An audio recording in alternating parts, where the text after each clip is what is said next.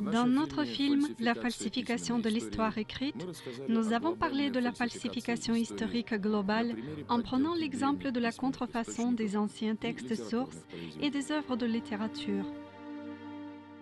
Mais la contrefaçon flagrante ne se limitait pas aux seuls documents écrits. De nombreux autres objets contrefaits de la culture matérielle ont été inclus soit par erreur, soit intentionnellement dans le patrimoine mondial de l'humanité, tels que des tableaux, des sculptures, des faux objets de culte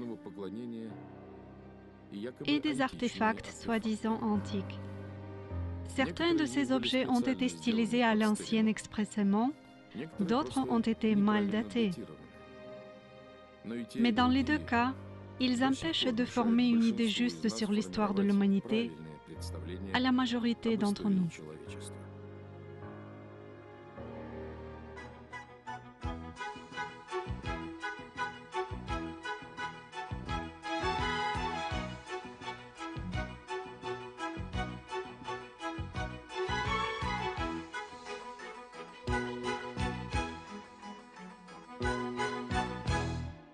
Les plus gros musées du monde comptent des centaines de milliers d'objets exposés. Les historiens et les archéologues attribuent une part importante de ces objets soit au début de notre ère, soit à l'époque d'avant Jésus-Christ. La majorité des visiteurs des musées écoutent avec confiance les guides, ne faisant pas attention que souvent leurs discours contredisent non seulement les faits historiques, mais même la logique élémentaire. Et si nous étudions à nouveau quelques objets historiques bien connus?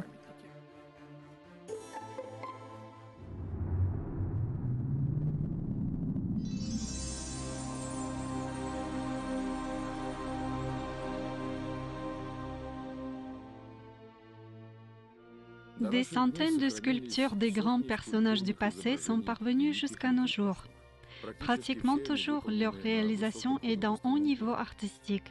C'est du magnifique marbre, une belle technique de sculpture, une belle qualité d'expression. De plus, dans la majorité des cas, les sculptures se sont bien conservées. En les regardant, on ne peut pas s'empêcher de remarquer qu'elles sont toutes faites dans un style très semblable. Quoique, les historiens les attribuent à des époques différentes.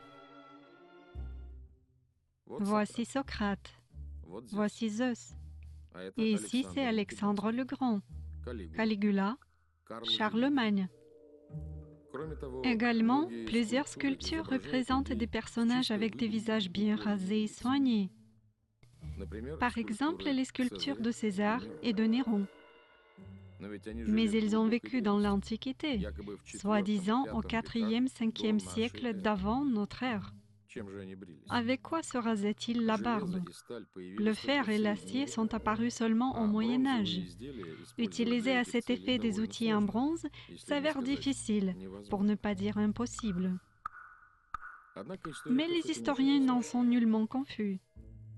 Ils continuent à affirmer que Néron et César ont vécu avant notre ère. Il serait curieux de savoir comment les historiens ont pu identifier les sculptures et les bustes et connaître l'époque de leur fabrication, car généralement les bustes ne comportent ni les noms ni les dates. Malheureusement, trop souvent, on doit constater que la majorité des datations ne sont absolument pas fondées. Souvent, les historiens simplement devinent qui est représenté par telle ou telle sculpture. Prenons l'exemple du célèbre camée médaille que l'on appelle le Grand Camée de France. Ce n'est pas n'importe quel camée, mais une célèbre œuvre d'art soi-disant antique. Aujourd'hui, on nous dit qu'au centre du camée, on peut voir Tibère et Livie. L'homme en armure de chef de guerre, ce serait Germanicus. À ses côtés, il y a sa mère Antonia. Dans le registre supérieur, représentant l'Olympe, on voit l'empereur Auguste. Probablement pour cette raison, avant, ce camée dit antique s'appelait l'apothéose d'Auguste. Mais le kame ne comporte aucune écriture. Comment les spécialistes ont pu identifier les personnages représentés ici? Peut-être ont-ils comparé la ressemblance de portraits des personnes sur le kame avec des images des personnages historiques concrets. Ils ont comparé les contours du visage, la coiffure, la forme des yeux. Mais d'où ont-ils sorti leurs portraits authentiques? Car on sait qu'aucun portrait réalisé au cours d'une vie des gouvernants antiques ne s'est conservé jusqu'à nos jours. On ne peut pas exclure que dans quelque temps, les historiens diront avec autorité que sur ce kame est représenté non pas Tibère, mais disons Constantin le Grand. Leur imagination n'a pas de limite. Si dans la version historique de Scaliger on ne connaît pas l'origine même de telles œuvres comme le Grand Kame de France, peut-être les historiens feraient mieux d'avouer que de nombreuses taches blanches persistent encore dans l'histoire, au lieu de prétendre être des grandes autorités en la matière. Un autre fait curieux attire notre attention. Toutes les sculptures dites antiques sont réalisées avec une profonde connaissance de l'anatomie du corps humain. Mais les hommes ont pu acquérir ces connaissances seulement à l'époque du développement intensif de la médecine. De l'histoire de l'anatomie, on sait que la première représentation assez réaliste et détaillée du corps humain est apparue en 1534.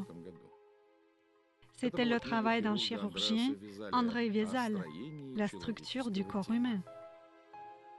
Les auteurs plus anciens connaissaient plus ou moins bien la structure du squelette humain. En revanche, leurs idées au sujet de la disposition des muscles étaient encore approximatives. C'était dû aux interdits religieux. Il était interdit de fabriquer de squelettes et d'ouvrir les corps des morts. L'utilisation des cadavres pour les études de l'anatomie du corps humain est devenue possible seulement à partir du XVIe siècle. Ce sont les anatomistes de l'époque de la Renaissance qui ont obtenu ce droit. Ils ont même été autorisés à faire des autopsies en public. Pour cela, on a construit les premiers théâtres anatomiques. On croit qu'à la source de ce mouvement, il y avait Léonard de Vinci. Dans un premier temps, il s'est intéressé à l'anatomie en tant que peintre, mais par la suite, il s'est passionné pour l'anatomie en tant que scientifique et a été un des premiers à pratiquer des autopsies afin d'étudier le corps humain.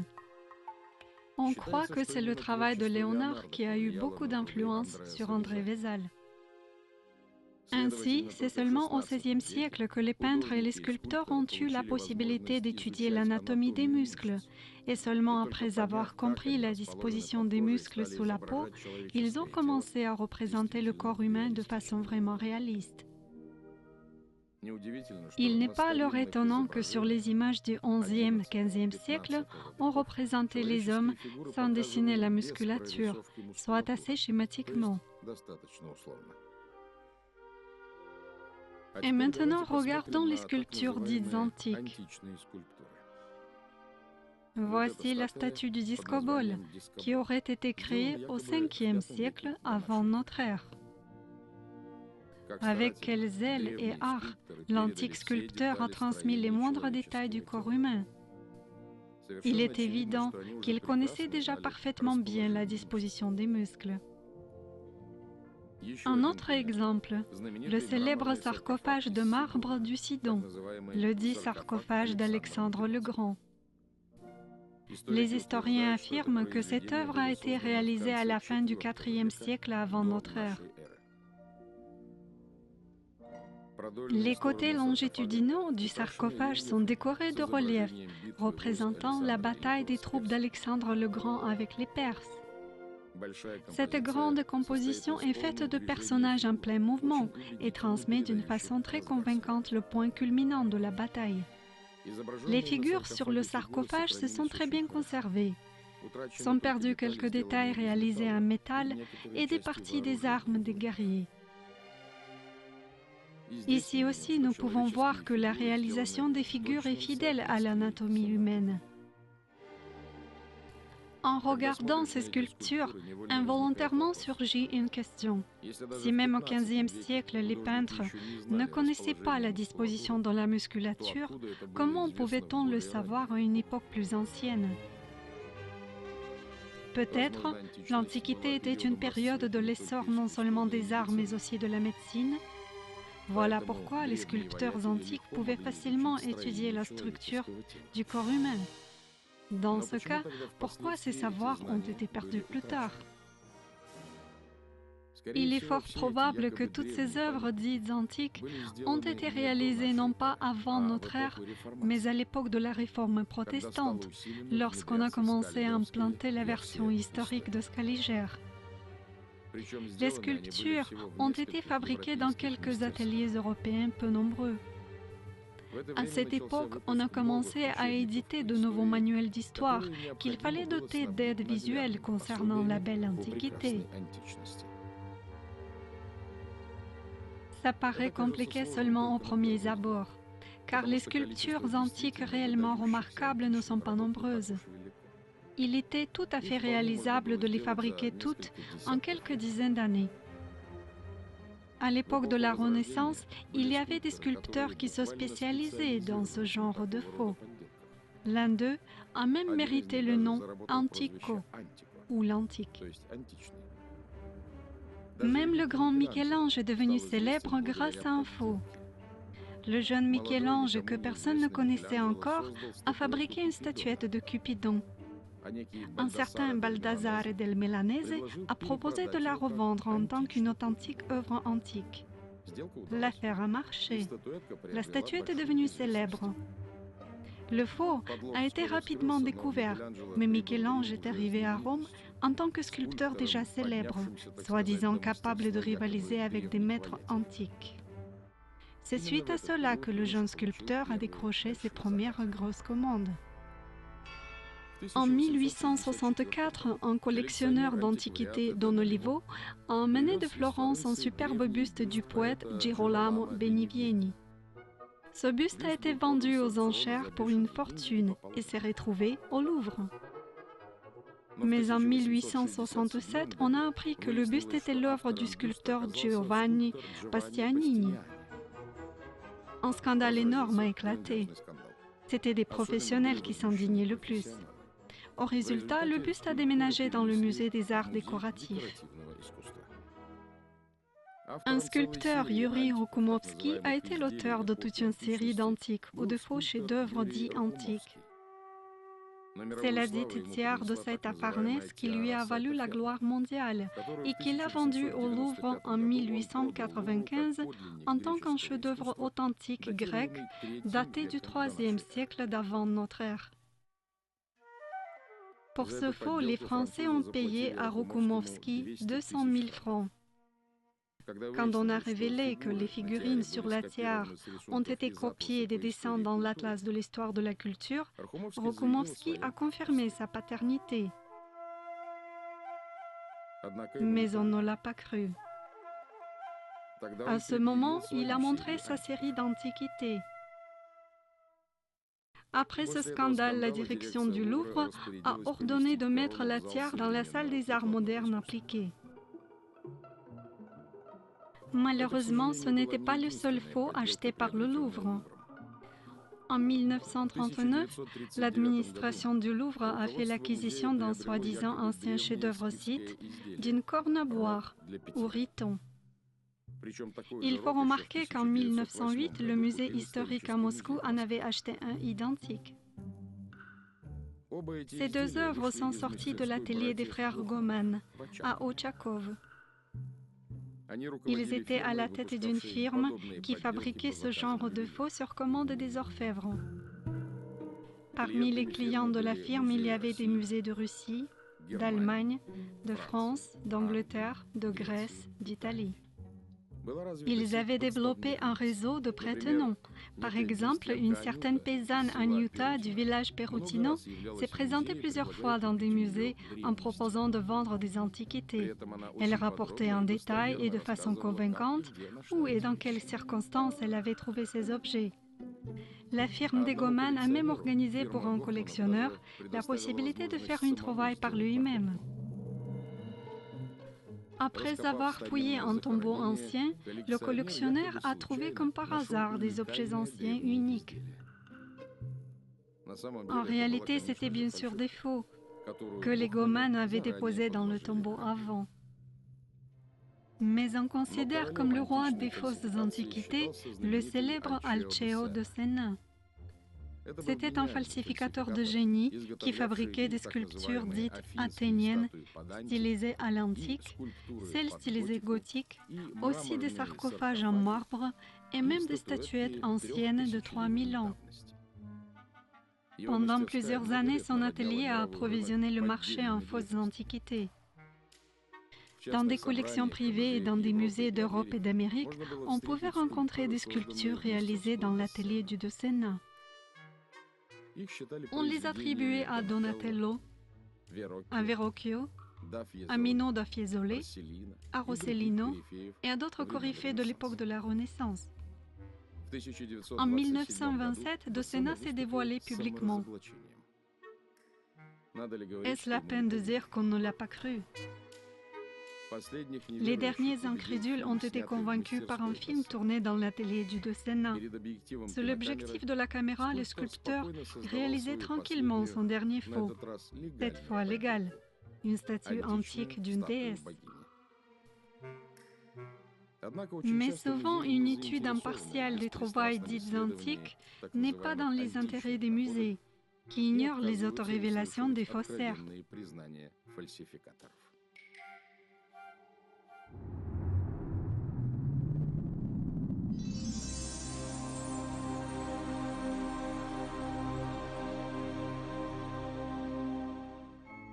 On peut rencontrer le travail des faussaires non seulement dans des musées, mais aussi dans les murs des temples anciens.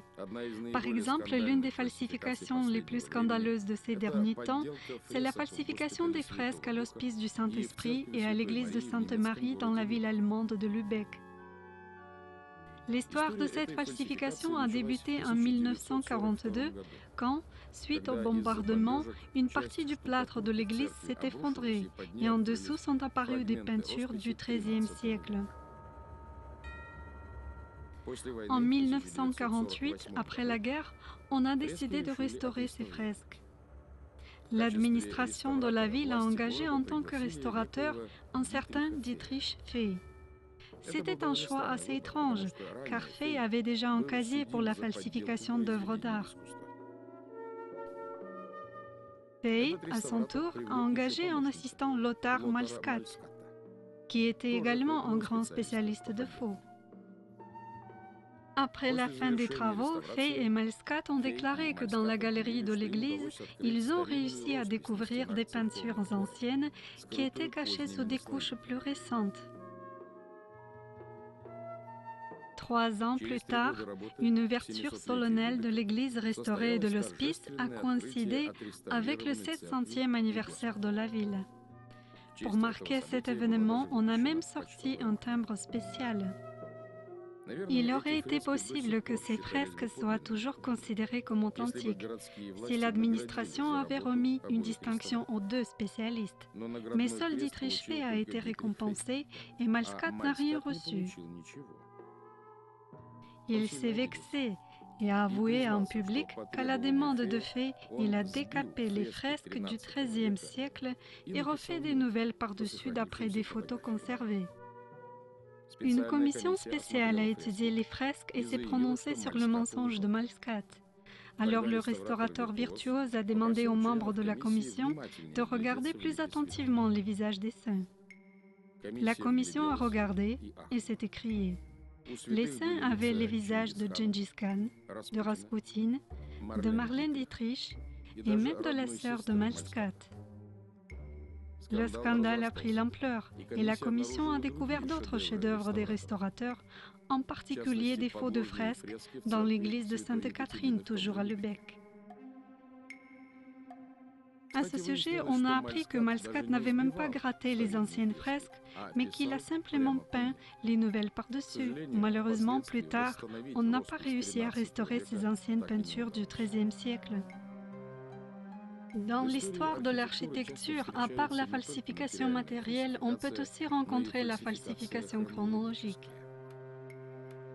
Les historiens rallongent délibérément l'âge de certaines constructions anciennes de centaines d'années. Un exemple qui en témoigne, c'est la cathédrale de Cologne. Mis à part son architecture imposante, cette cathédrale est aussi célèbre grâce à une chasse spéciale dans laquelle on conserve les reliques des trois mages, ou comme on les appelle des trois rois, qui sont venus les premiers pour adorer le nouveau-né Jésus et Marie.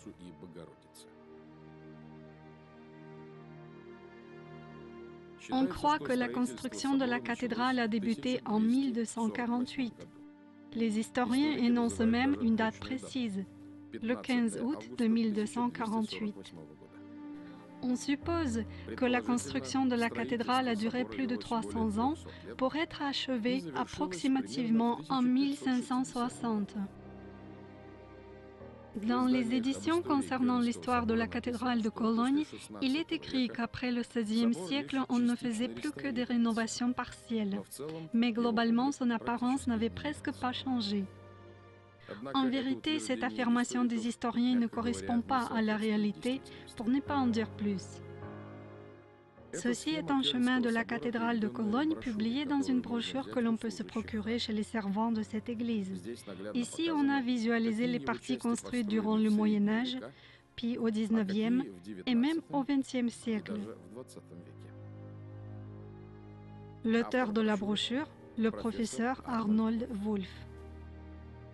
Ainsi, la maçonnerie la plus ancienne, selon les affirmations des historiens, réalisée durant la période de 1248 en 1560, est représentée ici comme les parties à la hachure horizontale.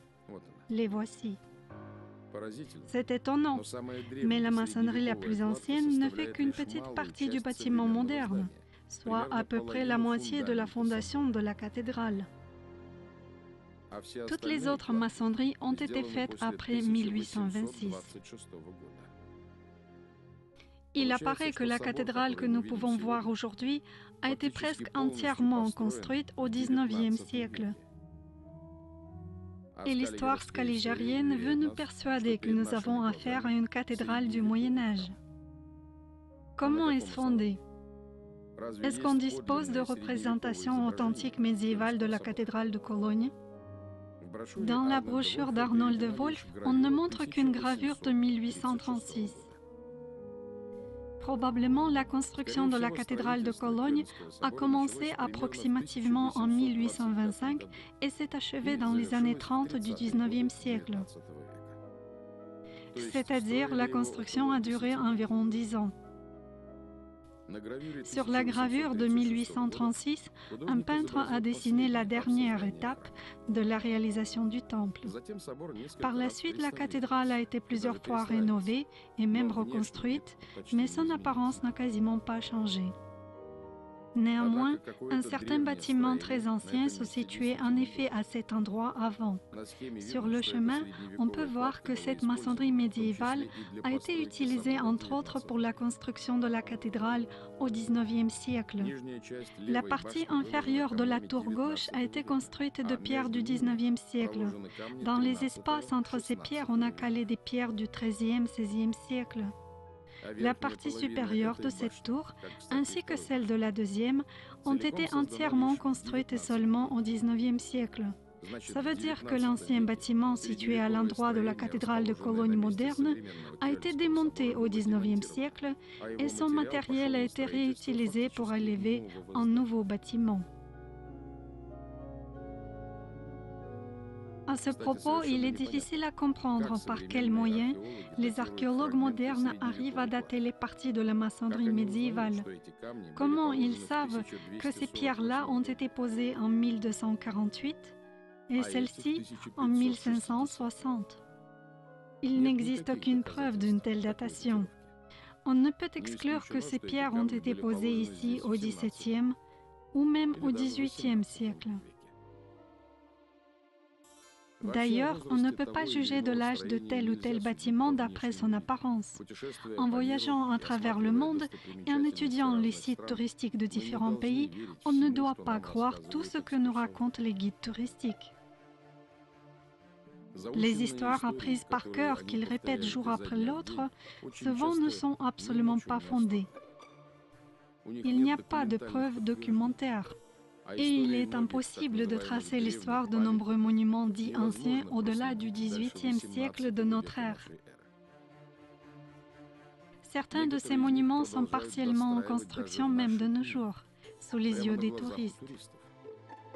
Plus tard, les guides vont raconter aux touristes que ces murs comptent des centaines ou peut-être même des milliers d'années, car le bâtiment a l'air si ancien. En Crimée, dans de nombreuses grottes, il y a beaucoup de pierres naturelles. Les autochtones l'ont toujours utilisée pour leurs besoins de construction. Même aujourd'hui, on peut trouver des tas de pierres préparées par quelqu'un pour des travaux de construction ou de rénovation. Ces pierres ont un aspect qui paraît très ancien. Si un jour on finit ce mur, plus tard les guides pourront le montrer aux touristes crédules comme un bâtiment du XVIe siècle, par exemple. Et ceci est une côte de la mer Morte, les ruines du site Qumran, qui est daté par les historiens du 8e, 6e siècle avant notre ère. Naturellement, les fondateurs n'ont laissé aucune plaque avec la date de fondation de cet ancien site. C'est pourquoi les archéologues et les historiens, comme toujours, ont défini par eux-mêmes l'âge des objets trouvés. Quand on étudie les ruines de près, on peut très bien voir que le ciment liant les pierres a été posé récemment. Pour une X raison, en grosse partie, il a été peint dans une couleur de terre cuite, mais par endroits, on l'a laissé tel quel. Et ces hachures soignées, réalisées au moment de la pose du ciment, apparemment, nous devons les prendre pour des anciens éclats et fentes. Peut-être les archéologues conservent quelque part les preuves irréfutables que ces bâtiments ont été réalisés plus de 10 siècles en arrière. Mais ce qui est exposé au public ressemble davantage à une décoration qu'à un ancien site.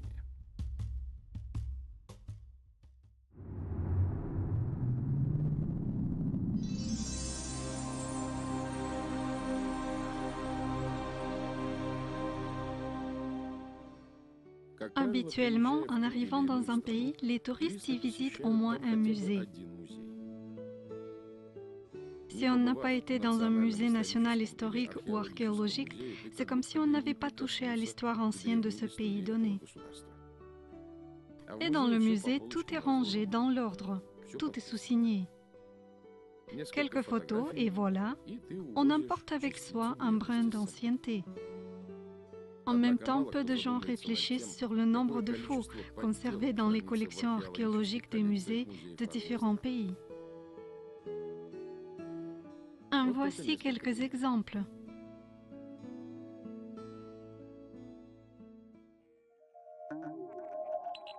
À la fin du XIXe siècle, à Jérusalem est apparue une série de figurines de la culture de Moab, décorées de points et d'écritures visiblement insensées. Cette série comptait 1700 objets. Sur les conseils des spécialistes, la série a été rachetée par le gouvernement prussien pour 20 000 thalers. Mais un orientaliste français, Clermont-Ganneau, qui a travaillé durant longtemps dans la mission française à Jérusalem, a déclaré que ces figurines étaient des faux. Un scandale politique a éclaté, car la collection de la culture de Moab était devenue la perle du musée de Berlin. Mais il s'est avéré que Clermont-Ganneau avait raison. Toutes ces soi-disant antiquités ont été fabriquées par une entreprise située à Jérusalem. C'est un peintre d'icônes, un certain Selim, qui dirigeait la fabrication des fausses pièces. En 1937, un paysan, Gonon, en labourant un champ près de Brisé, a trouvé une statue de Vénus en marbre. L'avis des spécialistes a été unanime. La Vénus a été réalisée au 1er siècle d'avant notre ère. Ils divergeaient sur une seule question, s'il fallait l'attribuer à Praxitèle ou à Phidias. Gonon a obtenu 250 000 francs pour ce chef-d'œuvre antique. En 1938, un sculpteur, Francesco Cremonese, a déclaré que c'est lui qui, 2 ans en arrière, avait enfoui dans le champ la statue de sa propre fabrication. Les preuves, ce sont des détails manquants. Le but de cette mystification, montrer de quoi elle était capable. Dans la série des faux archéologiques, une place à part est occupée par des faux de la période biblique. Comme nous en avons déjà parlé dans notre film « La Jérusalem oubliée », les historiens qui étudient les antiquités bibliques s'appuient principalement sur la science qui s'appelle l'archéologie biblique. Mais cette science est assez originale. Elle est essentiellement destinée aux recherches d'artefacts en rapport avec les événements décrits dans la Bible. Malgré le nombre très important d'objets trouvés en Israël, les historiens n'ont toujours pas trouvé de preuves irréfutables que la Judée ancienne se trouvait à cet endroit. Et que la Jérusalem moderne, c'est précisément la ville décrite dans la Bible. Les historiens ne disposaient pas de preuves incontestables que l'âge de Jérusalem compte en effet quelques milliers d'années. Au contraire, dans les guides sur Jérusalem, il est dit que les bâtiments de la vieille ville ont été construits pas plus tôt qu'au XIVe siècle de notre ère. En ce qui concerne les trouvailles bibliques sensationnelles faites sur ces territoires, elles se sont avérées souvent problématiques ou même scandaleuses. Les cours d'Israël se saisissent régulièrement d'affaires concernant des objets historiques falsifiés. Généralement, les objets suspects sont reconnus comme des faux. Cela ne se limitait pas à des falsifications retentissantes, telles que les tables de Salomon ou le suaire de Jacques. On a retrouvé un nombre de faux sceaux, de fausses pièces de monnaie, de fausses statuettes qui étaient devenues des objets d'exposition. Mais à part les faux découverts et ceux qui ne le sont pas encore, les musées du monde entier conservent également un grand nombre d'objets que les historiens appellent modestement les copies.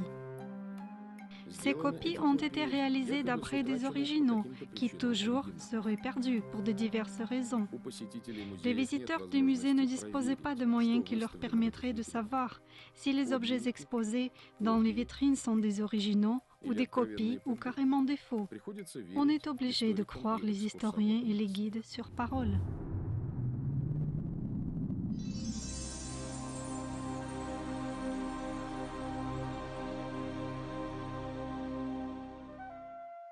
Dans toutes les époques a été répandue la falsification non seulement des objets laïques, mais aussi des objets de culte. Au Moyen Âge, les gens étaient incultes, ils voyageaient très peu. On ne pouvait savoir que par l'ouï-dire, et cela dans le meilleur des cas, quelles reliques étaient conservées dans quel pays. Mais les gens étaient très religieux et ne doutaient pas de l'authenticité des objets sacrés, et les escrocs en profitaient. Ce sont des reliques en rapport avec Jésus-Christ qui suscitent les émotions les plus fortes chez les chrétiens, notamment les morceaux de la croix du Christ. On croit que les fragments de la croix avec d'autres reliques ont été ramenés par les croisés au retour de l'excursion vers Constantinople. Aujourd'hui, dans le monde entier est répandue une telle quantité de ces morceaux que si on les rassemblait, on pourrait en faire pas une, mais plusieurs croix. Depuis toujours, les gens ont particulièrement vénéré les reliques des martyrs et des saints. Depuis les temps anciens jusqu'à nos jours, on connaît beaucoup de cas de guérison suite à la vénération des reliques.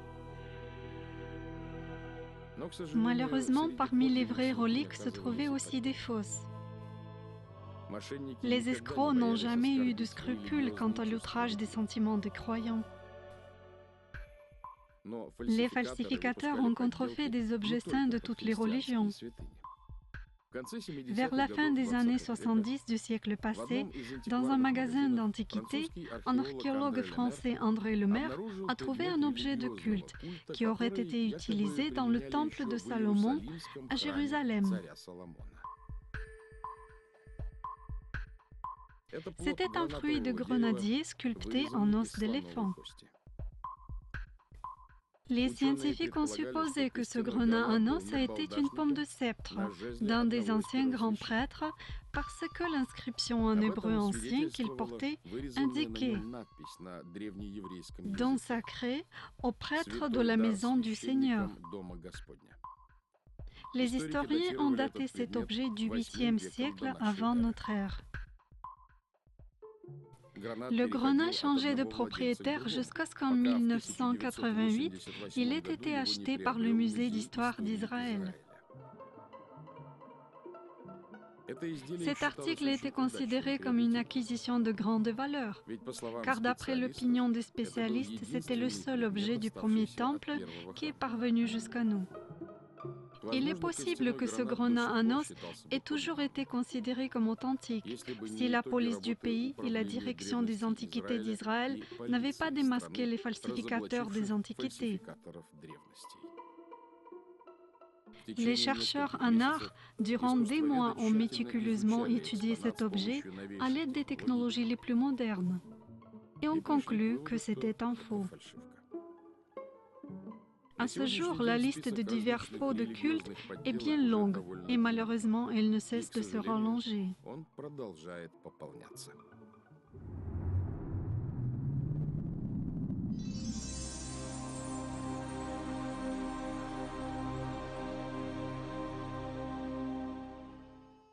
Il est bien connu que sur le territoire des anciens centres historiques d'estampage de monnaie, plus tard apparaissaient des ateliers qui frappaient des fausses monnaies répandues dans la région concernée. Aujourd'hui, on connaît des milliers de ces faux. Par exemple, au XVIe siècle, la firme d'un Italien, Giovanni Cavino, a émis sur le marché un grand nombre de fausses pièces de monnaie antiques. Une fois qu'il a été dévoilé, on a appris que dans des différents musées du monde, on exposait des séries entières de ces faux. Au XIXe siècle, en Allemagne a vécu un faussaire qui a fait 622 estampes. À l'aide de ces estampes, on frappait des faux auréus romains et des dinars. Ces faux de monnaie souillaient de nombreuses collections de musées jusqu'au début du XXe siècle. Cela fait plus de 200 ans que la science appelée la numismatique étudie les monnaies et trie des faux. Comparé aux autres sciences, la numismatique s'est formée relativement tard, à la fin du XVIIIe siècle. Vers cette époque, la chronologie de Scaliger a été déjà bien définie et mise en place. Alors il est évident que la numismatique repose entièrement sur la version traditionnelle de l'histoire et il est censé la prouver de façon documentaire. Bien que cette tâche ne soit pas toujours facile, car il est très rare que sur les pièces de monnaie il y ait la date de l'estampage. Par exemple, sur les pièces de monnaie russe, les dates apparaissent seulement à partir de 1596 et elles sont désignées non pas avec des chiffres, mais avec des lettres slaves. Et les dates sur les pièces de monnaie antiques, c'est d'autant plus un cas exceptionnel. C'est pourquoi la majorité des anciennes pièces de monnaie sont datées seulement d'après des signes indirects, tels que les personnages représentés ou l'appartenance à tel ou tel État. En 200 ans d'existence de la numismatique en tant que science, on a établi d'énormes catalogues avec des descriptifs détaillés de pièces de monnaie de différents pays et époques. Aujourd'hui, pour déterminer l'âge de chaque pièce de monnaie trouvée, les archéologues utilisent toujours ces catalogues. Ils y trouvent des pièces de monnaie ressemblantes et attribuent à la pièce trouvée le même âge que celui des pièces du catalogue. Il n'existe pas de méthode absolue de datation des pièces de monnaie. Les spécialistes affirment que dans l'histoire des monnaies, il y a eu plusieurs périodes. D'abord, à l'Antiquité, il y aurait eu un essor. Plus tard, pour une raison X, sont arrivés les siècles sombres du Moyen Âge.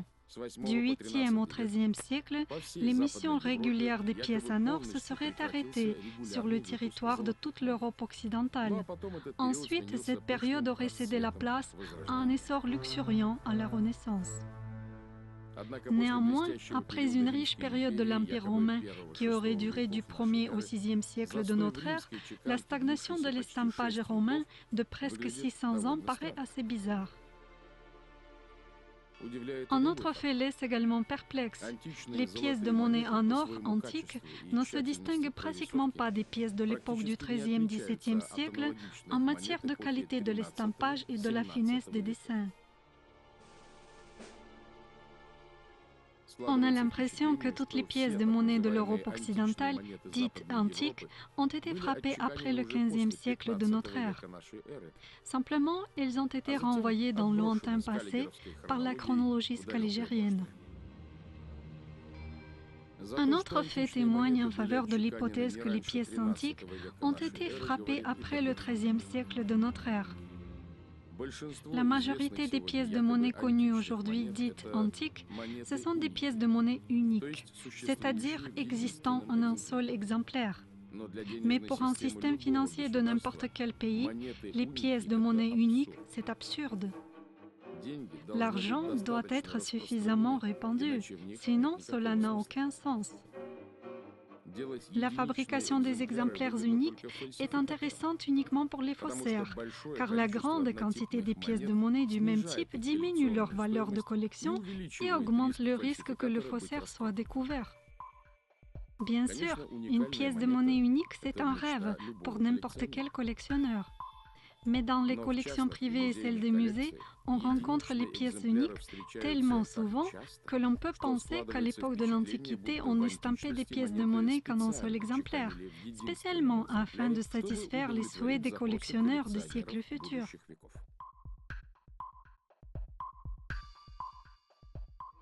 Au lieu de reconnaître que la majorité de toutes ces monnaies dites antiques sont des faux, les historiens ont inventé une version assez originale de leur apparition. Il apparaît que dans l'Antiquité, n'importe qui avait le droit de frapper sa propre monnaie. Par exemple, les historiens affirment que le philosophe Pythagore et le moraliste Siracide auraient émis sur le marché leur propre monnaie, de plus d'après des estampes différentes. Sinon, comment expliquer que les trésors européens les plus anciens, contenant un grand nombre de pièces de monnaie du même type, sont datés par les historiens de l'époque de Charlemagne? Même selon la chronologie de Scaliger, c'est déjà le 8e, 9e siècle de notre ère. Dans l'histoire traditionnelle, le développement de l'art de l'estampage de monnaie en Europe occidentale n'est pas le seul qui paraît étrange. On constate le même tableau concernant les monnaies russes. La qualité des pièces de monnaie en or et en argent, qui seraient datées du 10e, 11e siècle, est tout simplement remarquable. Le rendu des détails est impeccable, la forme est régulière, les monnaies se sont bien conservées. Les pièces de monnaie de Sviatopolk se sont conservées un peu moins bien, mais même ici, la qualité de l'estampage reste à la hauteur. Sont également très bien faites les monnaies de la période suivante de l'histoire russe, celle du règne de Yaroslav le Sage. On considère que le haut niveau de la réalisation de l'estampe fait des Srebrenik de Yaroslav le Sage un phénomène dans l'art de frappe de monnaie de toute l'Europe médiévale du XIe siècle. Dans la chronologie de Scaliger, ce phénomène apparaît et disparaît aussitôt, tel un flash, à partir de rien. La frappe des pièces de monnaie commence tout de suite sur un niveau de maîtrise très élevé. Mais où sont passées les pièces de monnaie précédentes? Les premiers essais, les pièces grossières, primitives, à partir desquelles devait évoluer la monnaie? Pour une raison inconnue, il n'y en a pas. Mais le plus étonnant, c'est qu'aussitôt après l'essor fulgurant, l'estampage s'arrête subitement. Les historiens expliquent cela par le retour de la population de la Russe en arrière, vers l'organisation primitive. Les Russes auraient renoncé aux échanges marchandises-argent et passé au troc. A commencé alors la période dite sans monnaie, qui a duré presque 300 ans. Au XIVe siècle, en russe, on a à nouveau commencé à frapper la monnaie, mais cette fois-ci, c'était des monnaies primitives et grossières, appelées klepanka. Toutes ces pièces de monnaie sont petites, de forme irrégulière, fabriquées à partir de bouts bâclés d'argent. Il est évident que lors de la production, on a utilisé des estampes mal réglées. L'estampe frappait le coin des lingots en y imprimant quelques lettres seulement. C'est pourquoi la qualité de l'estampage est assez primitive. C'est seulement parmi les pièces de monnaie du XVIIe siècle émises lors du règne du tsar Alexis Ier de Russie qu'on a commencé à voir à nouveau des exemplaires de bonne qualité. Et même à cette époque, il y avait encore beaucoup de monnaies d'estampage primitif qui ne se distinguaient presque pas de celles de l'époque de Dimitri IV. Malgré les diverses explications avancées par les historiens concernant l'arrêt de la frappe de monnaie, il faut croire qu'il n'y a jamais eu de période sans monnaie ni en Russie ni en Europe. En réalité, ces pièces estampillées de façon primitive, ce sont les premières pièces de monnaie. L'art de l'estampage, tout comme n'importe quel autre savoir-faire, se développait de façon régulière en atteignant les sommets seulement avec le temps. Probablement, on a commencé à frapper les pièces de monnaie russe à partir du XIVe siècle. Et même si on le faisait avant le XIVe siècle, ça ne pouvait être que des pièces de monnaie primitives. De ce point de vue, la Russe ne se distinguait pas des autres pays médiévaux. En Europe, l'estampage de monnaie en masse a également débuté vers le XIVe-XVe siècle.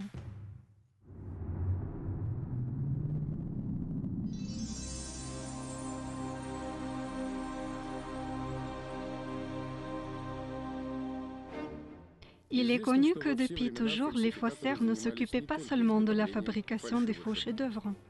La falsification des objets de série prospère également. Le boom de la fabrication du toc contrefait a commencé à la fin du XIXe siècle. À cette époque, le tourisme est devenu en vogue.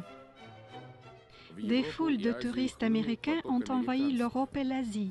Ils rachetaient tout ce qui leur tombait sous la main. Cet engouement des Américains pour la collection d'objets a même été décrit par les écrivains O. Henry et Mark Twain. Des bourses des touristes, l'argent a coulé à flot dans les poches des escrocs en tout genre. Aujourd'hui, il est impossible de dire combien de faux de papyrus, de pièces de monnaie, de statuettes en pierre et de cruches en terre ont été vendus. Et combien de ces faux sont toujours conservés dans les collections des chercheurs d'antiquités crédules. Distinguer une vraie antiquité d'un faux n'est pas toujours à la portée non seulement des voyageurs ordinaires, mais même des spécialistes. Un jour, un spécialiste en art allemand, Julius Mayer-Greff, visitait en Égypte des sites locaux. Accompagné de son guide, il a trouvé dans les sables une statuette ancienne, comme il croyait. Au retour à l'hôtel, il a décidé de montrer sa trouvaille à un marchand, dont le magasin se trouvait à proximité. Le marchand l'a invité chez lui et lui a montré plusieurs statuettes parfaitement identiques qu'il a reçues d'un agent commercial du Caire. Il est apparu que ces statuettes ont été fabriquées en Silésie, dans une ville de Bolislavets, et que le guide qui accompagnait Mayer-Greff était connu pour se spécialiser sur ce genre de pseudo-trouvailles. Tout comme 100 ans en arrière, encore de nos jours, les autochtones des brouillards peuvent effectuer sous les yeux des touristes le vieux truc. Par exemple, déterrer au pied d'une pyramide une ancienne statuette égyptienne ou un autre objet qui se serait conservé depuis l'époque des pharaons. Puis le vendre à quelqu'un sur place, comme une trouvaille unique. Dans les années 20 du siècle passé, les objets archéologiques de ce genre ont été massivement fabriqués dans toute l'Europe et aujourd'hui, quelque part en Chine. Vous pouvez entendre des histoires semblables non seulement des visiteurs du plateau des pyramides de Gizeh, mais aussi des touristes qui ont visité par exemple Rome ou Pompéi. Les escrocs réservent un autre tour pour ceux qui ne croient pas en l'ancienneté des objets trouvés. Le touriste incrédule, comme par hasard, peut trouver par lui-même une pièce de monnaie ancienne romaine qui se serait égarée dans un interstice entre les pierres du Colisée et y aurait attendu plus de 2000 ans. Malheureusement, aujourd'hui, dans le monde, il y a une telle quantité de faux que personne ne peut être sûr de l'ancienneté de l'acquisition. Ni le touriste qui achète pour pas cher un papyrus soi-disant authentique, ni le collectionneur qui tombe par hasard sur une pièce ancienne rare dans un petit magasin d'antiquités, ni le spécialiste en art professionnel qui achète pour un très grand musée un objet préalablement soumis à de nombreuses expertises. On peut tomber sur un faux non seulement dans un petit magasin d'un marchand arabe, mais même lors des enchères de la firme londonienne mondialement connue, Sotheby's.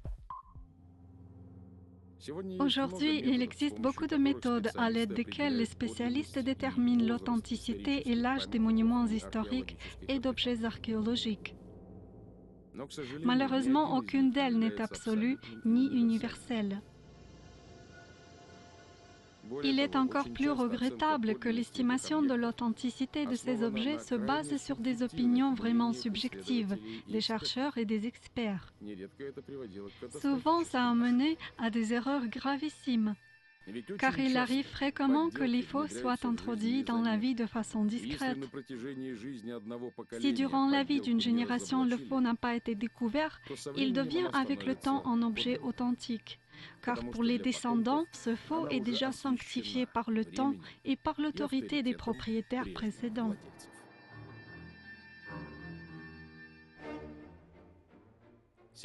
Aujourd'hui, le grand public n'est pas encore au courant que les faussaires ne falsifiaient pas seulement des sculptures, des pièces de monnaie ou des documents. On peut rencontrer des faux même parmi des monuments architecturaux et archéologiques connus.